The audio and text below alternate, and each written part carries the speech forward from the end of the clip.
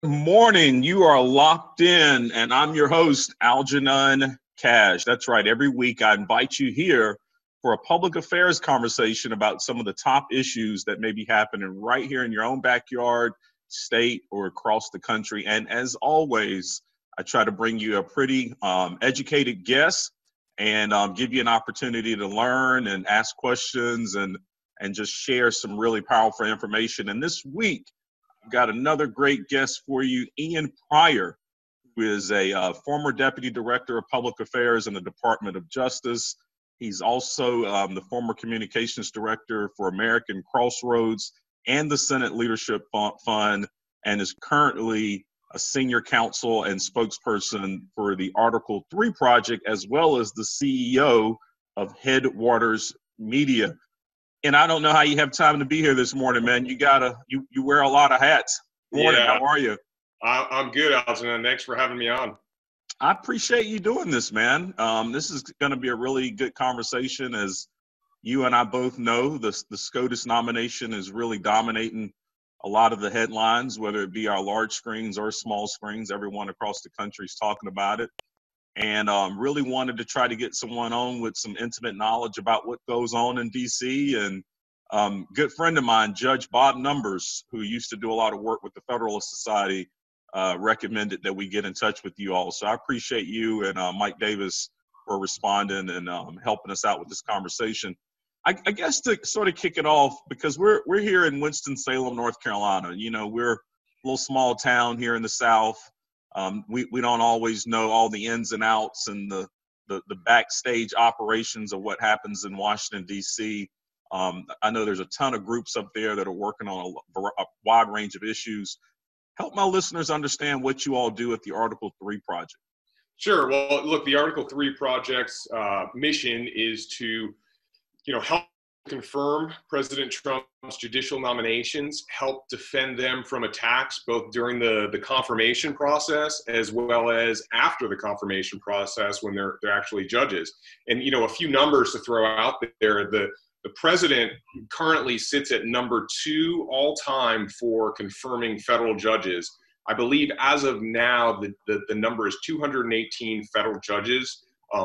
53 of those judges are federal appellate circuit judges, which, 99% of all appeals end at the circuit level. So that's extremely important. And he would actually be number 1 as far as judicial confirmations, except for the fact that during the Carter administration, Congress created a whole bunch of new judgeships, which allowed President Carter at the time to fill those. So he had an expanded holes in the judiciary that allowed him to fill it. But I think if President Trump is elected for a second term, he will far exceed the number of judicial confirmations that President Carter had. Yeah, and I was largely unfamiliar with the Article 3 project myself before speaking with Judge Numbers. Is this a long-standing organization? Is this something relatively new? How long has it been around? It's relatively new. It's been around for about 2 years. The founder and president, Mike Davis, was Chairman Chuck Grassley's Judicial Nominations Council. So he was there for the Gorsuch confirmation. He was there for the Kavanaugh confirmation. And, I believe what he saw during those 2 confirmations was this proliferation of outside groups on the left, that worked overtime to try and scuttle those nominations. And he realized the value of having a conservative organization committed to the rule of law that could help counter those on the left and make sure that, these confirmations and these nominations had the support, both from a media standpoint, a paid media, earned media, and really getting out there and spreading the word on what was important about the judiciary, why these judges were qualified, and, why President Trump is, being so successful, and of course, Leader McConnell being so successful in getting these judges through. Yeah, and what you describe as success, other people would describe as frustration, with the timing of the process. And, I'm not an expert on, judicial activity. My background is more finance, investment, governmental affairs, public relations. But the primary feedback that I get from my audience and my supporters who follow me is just frustration with what they call the timing of the process, considering that we're so close to an election. Now, I've done a little bit of homework on this, Ian, and it sounds like maybe this has happened about 30 times in the past. I may be incorrect on the exact number, but it sounds like maybe about 30 times this same incident has happened. I think 17 times the justice was actually confirmed. For my listeners who are just feel like this is a frustrating part of the process, what would you say to them? I mean, is this normal? Yeah, well, I would say that there's kind of a long history here as to how these judicial nominations and confirmations have occurred. And I think, you really have to, you could even go back to Justice Stevens, where, Democrats really have turned these confirmation battles into more political battles than legal process, which is largely what it was before. But, you kind of see the same attacks, women's rights aren't going to be the same if we confirm Justice Stevens. Women's rights aren't going to be the same if we can, confirm Justice Kennedy, Justice Souter, and of course that's never really happened. But when you get to Judge Bork, that's when things really started to shift into overdrive, where, it really became a political assassination of Judge Bork. And then we saw it again with Clarence Thomas. And then most recently, we saw it with Judge Kavanaugh. But leading up to the most recent confirmations, we had the judicial filibuster. So we currently have a legislative filibuster, which requires 60 votes in the Senate to pass legislation. But the way it used to be was that you also needed 60 votes in the Senate to confirm any judge, whether that's an appellate judge or a Supreme Court judge. Now, in the Bush era, Harry Reid really, went into overdrive on trying to block Bush nominees. Then when the Senate went Democrat, was Democrat, and President Obama was president, essentially they got rid of the filibuster for lower court judges and then filled the DC Court of Appeals with, left-wing judges or more liberal judges. And then we get to President Trump. When President Trump comes in office, Leader McConnell, they ended up getting rid of following Harry Reid's lead, they eliminated the judicial filibuster for Supreme Court nominations. And so here we are, where it really only takes 51 votes. And so that's a process that was really, the door was opened by Harry Reid. I think many people in his party, sort of traditionalists, said, this isn't such a great idea, because ultimately, if we go down this road and we start tearing away these Senate institutions, then it's going to have a long-term effect that would be detrimental to the left's cause. And so that's where we are here today. Now, as far as, rushing through the process, you can go back in history and look at how quickly some of these Supreme Court justices were confirmed. I believe Justice Stevens was confirmed in 19 days from his nomination to confirmation. Justice Berger, I believe it was 17 days from his elevation from Associate Justice to Supreme Court Justice. And then there's a handful of others that have happened rather quickly. Now, Democrats are constantly citing back to 2016 as, their sort of talking point as to why this seat should not be filled and that the people should choose. But, what they don't talk about is the fact that in 2014, Republicans recaptured the majority in the Senate. They were elected to a majority in 2016. They were elected to a majority in 2018. So what happened in 2016 was you had a Republican Senate and a Democrat president. So obviously there's a difference of, what the voters sent to the Senate to advise and consent. They put a brake pedal on President Obama's last two terms, and the Senate was elected to do that, and that's exactly what they did. But you come back to 2018, once again, Republicans were given the majority in the Senate. They actually picked up seats. So they're really fulfilling their mandate given to them by the voters to advise and consent and confirm Trump's Supreme Court judicial appointments that were qualified and respected the rule of law. And I really appreciate that history. That's actually really good insight. And if you're just now joining us, I'm so into the conversation, I forgot we were on a show. I'm I'm learning so much this morning. If you're just now joining us, you are locked in. And I am your host, Algernon Cash. Every week I ask you to join me here for a public affairs conversation.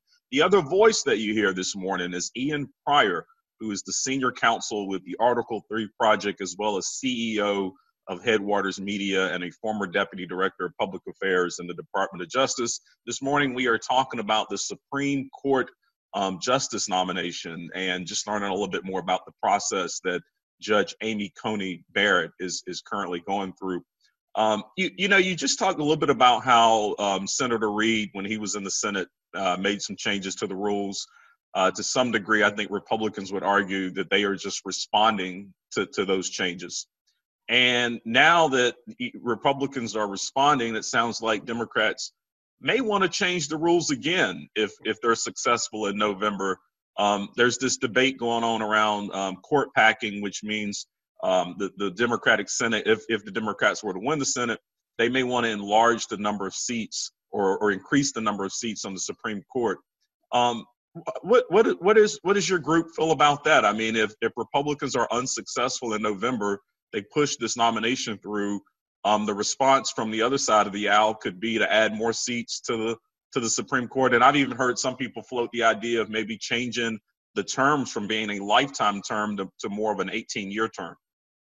Yeah, look, I think that's an extremely dangerous road to go down. There are several things that Democrats are proposing in response to Amy Coney Barrett's nomination and hopeful confirmation, one of which is packing the Supreme Court. That's something that has not been tried since 1937. We've had 9 Supreme Court justices since the Grant administration. The other thing they're talking about is getting rid of the legislative filibuster.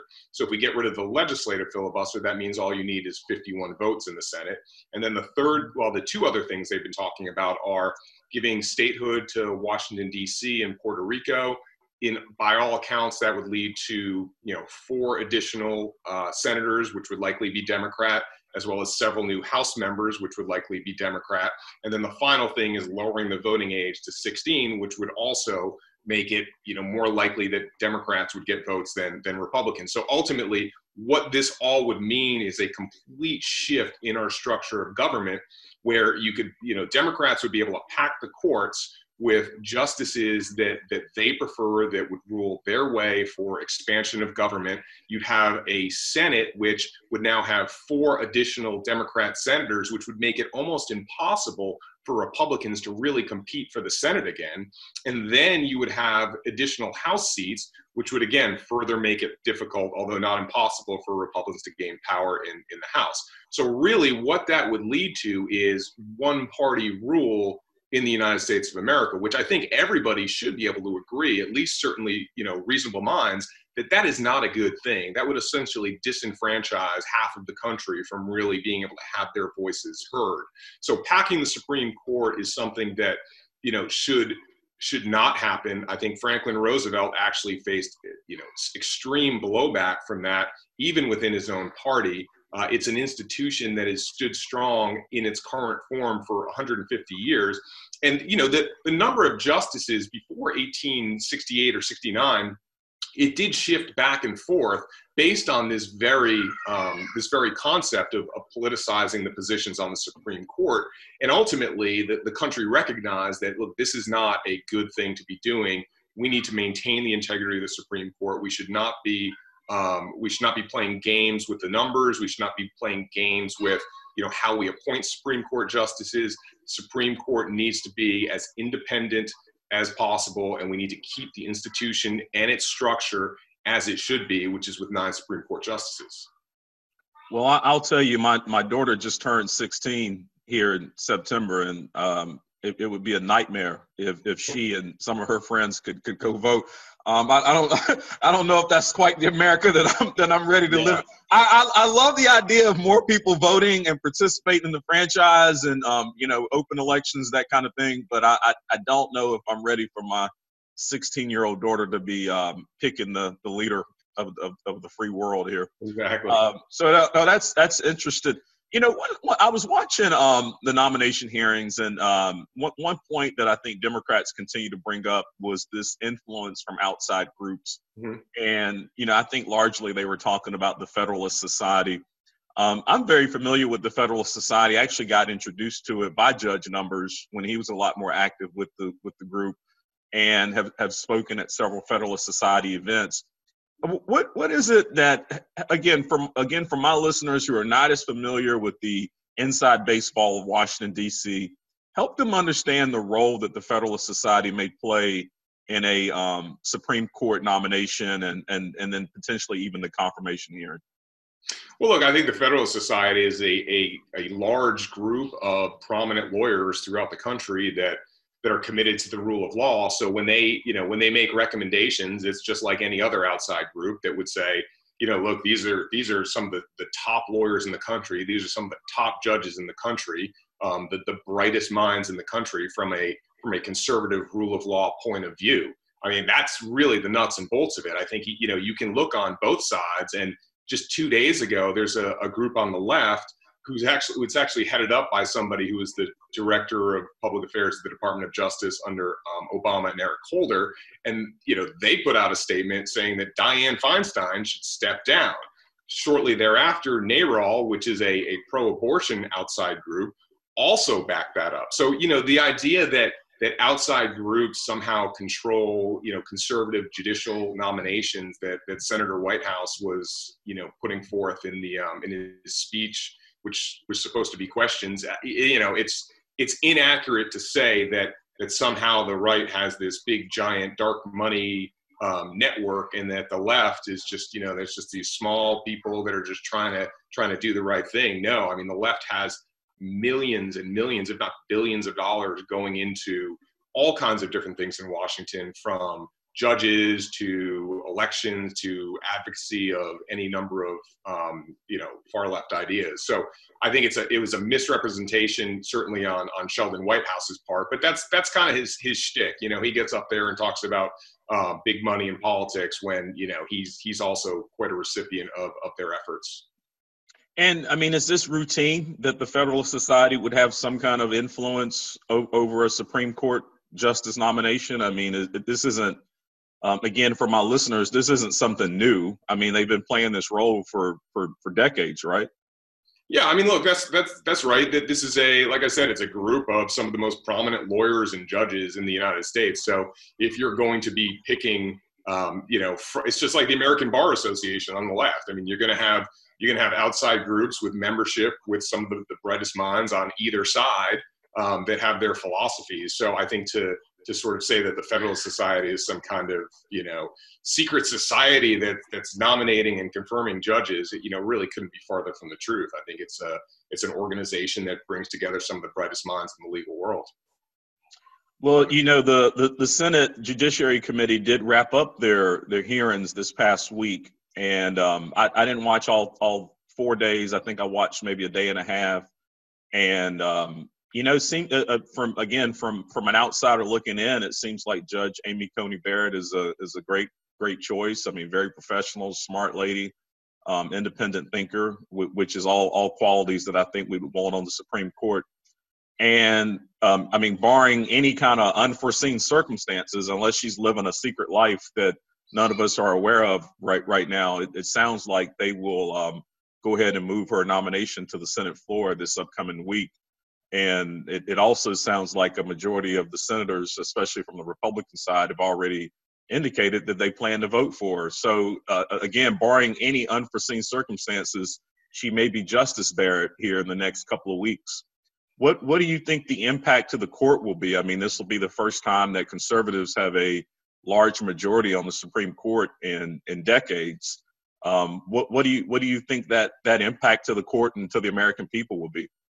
Well, I think first and foremost, one of the things that I saw with Judge Barrett, and it really hit home when one of her students, who is a Supreme Court clerk at the United States Supreme Court now, gave an impactful witness testimony about how she's a blind student at Notre Dame. She came in there, she had all kinds of technical issues that she had to work out, and Judge Barrett came up to her and said, "This is not your problem now. This is my problem." And I think that's the kind of person you're going to get on the Supreme Court. We had a call just like this with another one of her students, and it was really illuminating because we've heard about originalism, textualism, and so this student gave a good story about how, look, you go to Judge Barrett's class, and there's a lot of people that go there because they're fans of textualism or originalism, and they'll use that when they're going back and forth talking about cases. And she'll take the other side and really make them explain why they think that, and really challenge them to see what the other side of the debate is. And I think that is the kind of person you're going to get on the Supreme Court.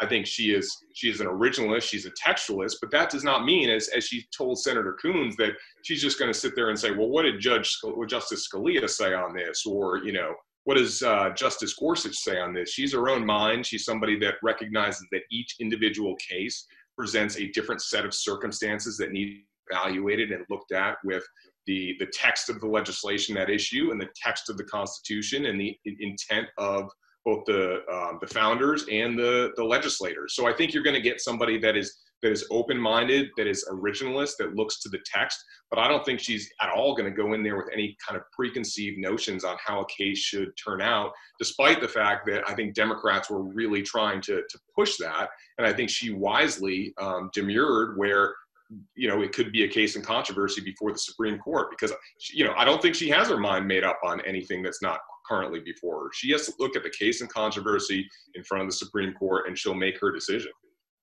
You bring up the phrase originalist, and that may be the most Googled phrase of this past week, especially for novices like myself and most likely a lot of my listeners this morning. Help us understand, can you go a little deeper on that term? Help us understand what that actually means when it comes into interpreting the Constitution. Well, there's two sides ultimately on generally how people interpret the Constitution. There's the living Constitution, which looks at the Constitution as sort of this living, breathing document, and we're not going to lock its terms into 1787 or whatnot. So essentially, we're going to, as a Supreme Court justice, we're going to look at the Constitution and decide what it should mean now. Whereas originalism really looks at the Constitution as setting up the systems of government that control our institutions, the checks and balances, separation of powers, the procedures for amending the Constitution, and really looks at that Constitution as a governing document on how the United States of America's institutions work. And then through there, you look and determine if individual legislation violates the precepts in that Constitution. Does it violate the separation of powers? Does it violate checks and balances? Does it violate individual rights? And understanding what those rights meant at that time. But of course, it's not like we're looking at something and saying, well, what would they have said in 1787? That's absolutely not the case. I mean, I think if you look at Justice Gorsuch, he's an originalist, but he, on the recent LGBTQ issue, yeah. He went a totally different direction than what people thought he was going to do, and he did it in an originalist way. Now, people can disagree with his ruling on the right, or they can disagree with his means of doing it on the left. But ultimately, just because you are an originalist or a textualist does not mean that you are someone that is going to come to a predetermined result in every case. It's just the process on how you approach it. Yeah, and what I understand from that, and again, I'm a novice, so correct me if I get this wrong, but if you're an originalist, you do believe the Constitution can change, but it needs to happen through the amendment process outlined within the Constitution. Is that correct? Exactly. Understood. Exactly. So one of the things that I think is a really big worry, not only here in my backyard, but maybe even across the country. I was talking to a good friend of mine the other day, and she said that if Justice, or I'm already going ahead here, if Judge Barrett was to become Justice Barrett, that she may consider leaving the United States of America, because that would basically do away with Roe v. Wade and the whole idea of the pro-life movement. What would you say to someone that believes that a Justice Barrett is just wanting to get on the court to overturn Roe versus Wade? Yeah, I'd go back to what I said earlier in the show, which is this is an attack and this is a talking point that has really been pushed for just about every conservative Supreme Court justice that's been nominated. Going back to John Paul Stevens, we saw the same language. Justice Kennedy, Justice Souter, Justice Roberts, and none of it has come to pass. I think that Judge Barrett, hopefully soon Supreme Court Justice Barrett, is going on to the Supreme Court to be a Supreme Court justice, to look at every case individually. Again, one of the things I'll go back to is this Zoom call that we had with her student, and an example is Erie versus Tompkins Railroad. Now, this is a civil procedure course. I remember in civil procedure, it's extremely complicated. It's not fun to learn. But one of the things that Professor and Judge Barrett taught was, let's get to the facts of this case. Let's learn how this impacted people, and it did impact people. I mean, it was, grievous injury, I believe death to the litigants. And, you don't usually hear about that in law school when you're studying the Erie case. It's usually just straight law. And what that tells me is that she is not going there to just be a dogmatic justice that has a set point of view that she is going to, imprint on her decisions. She's going to look at the facts, the circumstances, and then make decisions based on that. I don't believe, and I'm pretty sure that came through in the hearing, that she's going for any specific purpose or to repeal any precedent from before. I mean, we'll see how things develop in the cases that are before her, but I think she'll be a fair-minded justice that will take the facts and circumstances of each case and apply the law properly. Now to push back a little bit on what you just said, I hear what you're saying in terms of that same argument was made prior, whether it be Justice Gorsuch or Justice Roberts and so forth. But you have to acknowledge, though, that this would be the first time in many decades where conservatives really had a somewhat super majority on the courts. And some would argue that maybe it didn't happen before because you still had such a significant liberal presence on the court. What with that shifting dynamic of more of being skewed towards conservatism, do you think that could have an impact on something like Roe versus Wade, which is not a super precedent of being possibly overturned? Well, again, I go back to Judge Gorsuch's decision guaranteeing equal opportunity to LGBT workers. I don't think people would have expected that. I'm sure that when Judge Gorsuch was nominated, we heard how he would be anti-LGBT. He wasn't. Some of these justices rule ways that, people may not expect. Now, I don't know where she would go on this. I don't think that she would know where she goes on this because she has to see the case and controversy before her. But just because you have, a conservative majority, that does not mean you have a Republican majority. And I think that's something that people need to understand. These people that are nominated to the Supreme Court and ultimately are confirmed to the Supreme Court are not out there thinking about things in a Republican and Democrat lens. They are serious lawyers. They are looking at the law. They're looking at the Constitution. They are looking at precedent. And those are the things that play into their thought process. And by all accounts, we saw in Judge Barrett during her confirmation hearing, somebody that has the judicial temperament, somebody that can handle the pressure coming at her from all the Democrat senators, some of whom questioned her, some of whom gave speeches. And I think she's going to take every case individually as it comes to her. So I would say, again, these are fears that have been stoked before, but I would not certainly worry about having to leave the country if Judge Barrett is confirmed to the Supreme Court. Well, I have to pass that along. I think we have the greatest country on the planet, so I can't see myself living anywhere else. I really enjoyed the last point you made. I like the point you made about the fact that these justices are not always thinking about partisan politics when they're making these decisions as much as they're just thinking about the rule of law and people. And I think that message is one that certainly needs to get out more to the general public, because I think in this current climate that we're in and all the partisan bickering that occurs in Washington between the White House and Congress and between the lower chamber and the upper chamber, I think a lot of Americans think that same kind of effect could spill over into the courts. And just knowing that we've got justices that really think more about people and the rule of law over party politics, I think is critically important. So, Ian, I appreciate you doing this for me this morning, man. I don't know about my listeners, but I learned a lot. I feel like I've got a much better handle on the process and what we can expect as we go into the closing parts of this nomination process. Again, if you're just now listening or joining us, you've been listening to Ian Pryor, who's a former Deputy Director of Public Affairs within the Department of Justice. He's currently Senior Counsel and National Spokesperson for the Article 3 Project and also CEO of Headwaters Media. Ian, thank you for locking in with me, man. Thank you very much for having me. All right, take care now. Take care. All right here in North Carolina, early voting just started. That's right. So if you haven't gotten out and voted yet, make sure you get out there and vote. It's time to do so. Early voting started this past Thursday. I'm unlike everyone else. I always like to remind you of this. When I tell you to get out and vote, I'm never trying to tell you who to vote for. I just want you to get out and vote your conscience. Make sure you are studying and researching the issues. Know where your favorite candidate stands on the issues. Don't forget that I know so many of you may be caught up in the presidential election and the gubernatorial race, but don't forget we've got some really important races right here in our backyard here in Winston-Salem. You've got some city council races going on as well as county commissioner. So make sure you're paying attention to those, what we call those lower ballot races. Make sure you're voting the full ballot all the way from president all the way down. So make sure you're paying close attention. If you know someone that is of voting age, make sure you get to them and let them know to get out and vote too. You can still register. You can actually register and vote right now on site at a number of locations throughout Forsyth County. So make sure you're paying attention to that. And as always, I appreciate you joining me this week for Locked In.